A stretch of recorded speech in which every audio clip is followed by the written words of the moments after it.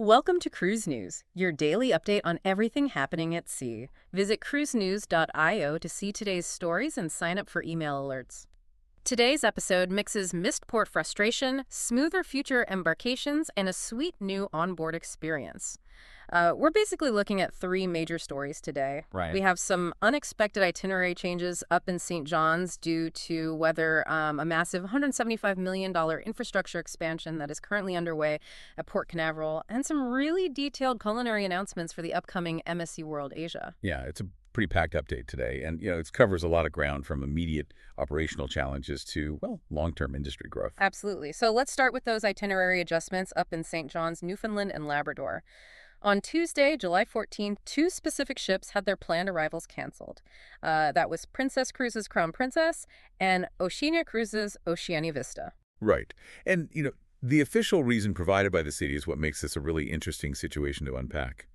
The city of St. John's stated that those morning arrivals were canceled due to forecasted weather. Okay. And they specifically cited rain showers and winds around 20 miles per hour. Wait, 20 miles per hour? Yeah. I mean, isn't that relatively mild for a massive cruise ship? It is, which is exactly why this raises a bit of a red flag when you look at the broader meteorological data.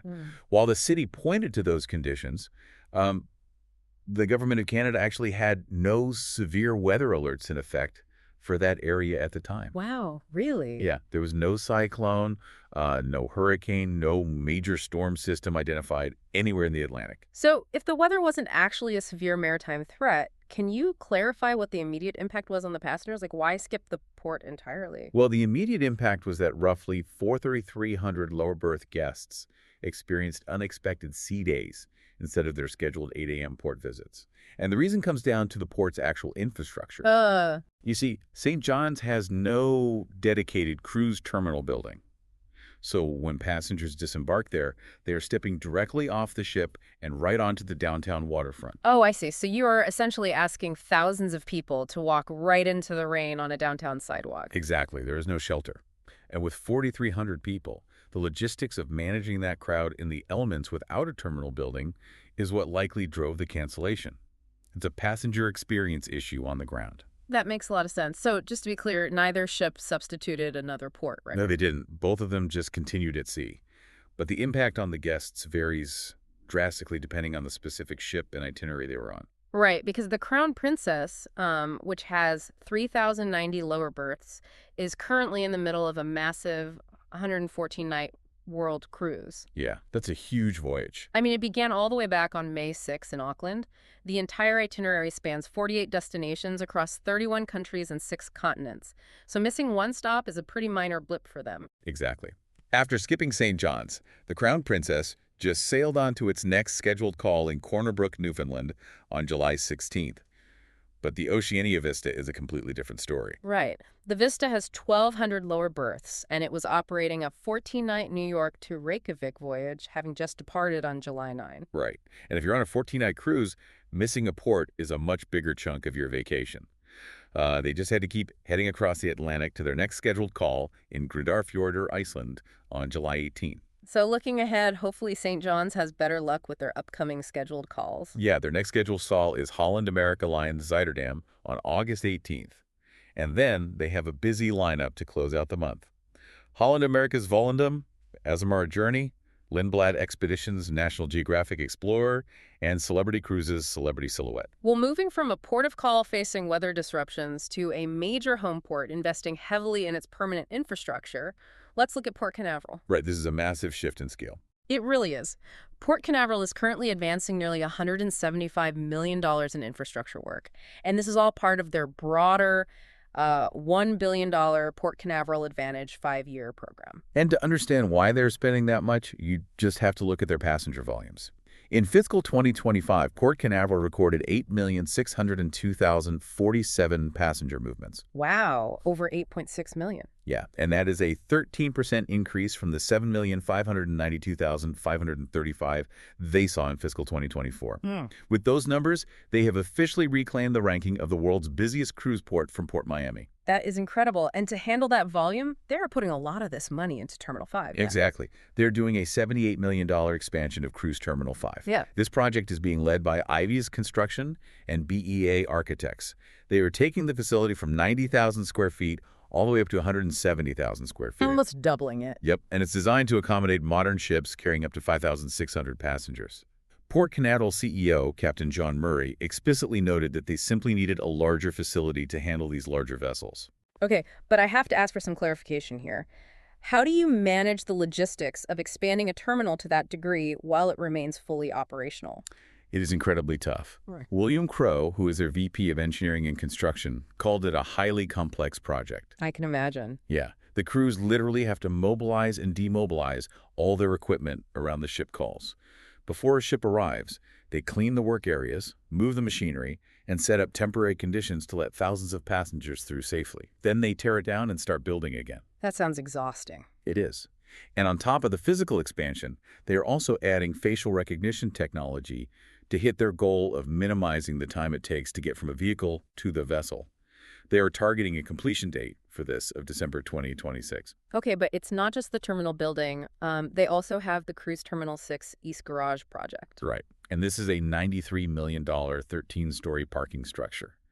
Construction actually began on this back in March 2026. And that adds, what, 3,700 spaces? Exactly, 3,700 spaces, which brings the port's total capacity to nearly 17,500 parking spaces.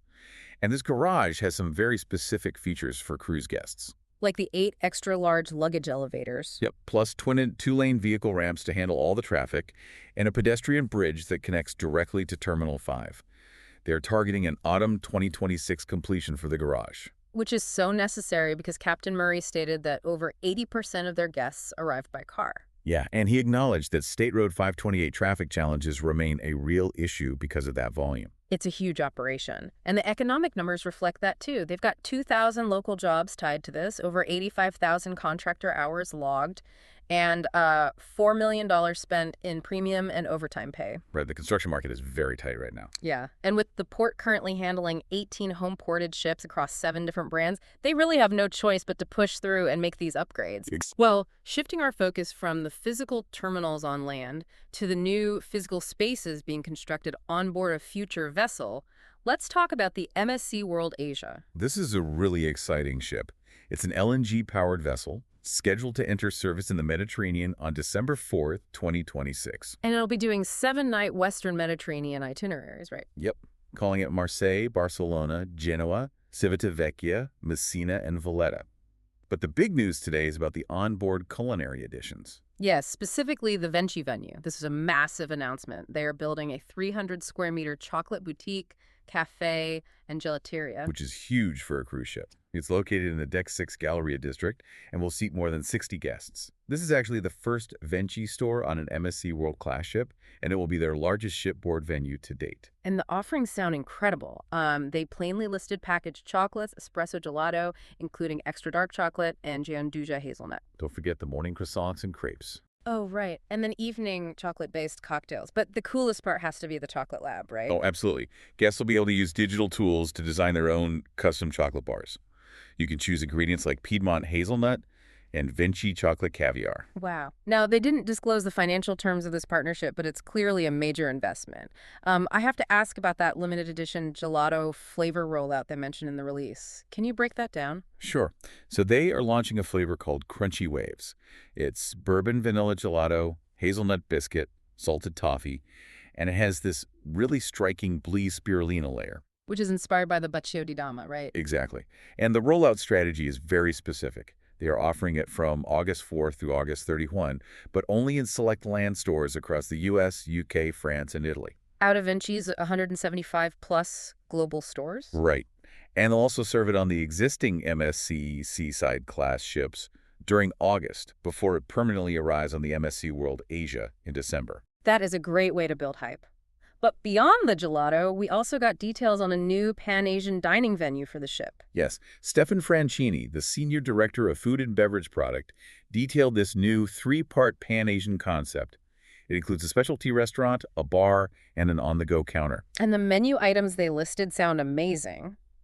Singapore-style shrimp, shiitake, mushroom fried rice, wok-fired dishes, seafood balls, and bao buns. And the bar is fully themed too. They'll have Asian bottled beers, bubble teas, smoothies, and specific cocktails like jasmine mojitos, rose and strawberry daiquiris, and matcha coladas. Sounds like I'd spend a lot of time there. And this venue just fits into a massive overall dining program. Yeah, the MSC World Asia will feature a total of 19 dining venues. Which includes other announced specialty restaurants like Butcher's Cut, Kaido Sushi Bar, Kaido Teppanyaki, and Hula Tacos and Cantina. Right, and they noted that details for a brand new Mediterranean restaurant are still to be announced later on. Well, there is certainly a lot to look forward to with that ship. That's Thanks for listening to Cruise News.